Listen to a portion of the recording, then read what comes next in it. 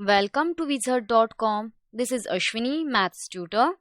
Our question is, find the product of the following fractions: 2 by 21 and 3 by 22.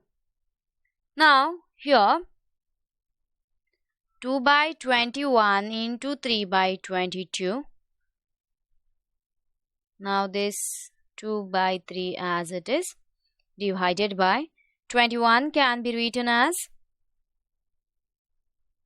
7 into 3 and 22 can be written as 11 into 2.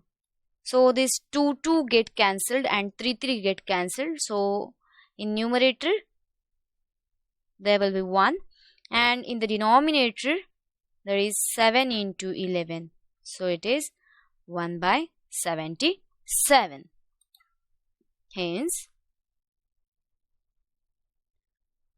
2 by 21 into 3 by 22 equals to 1 by 77.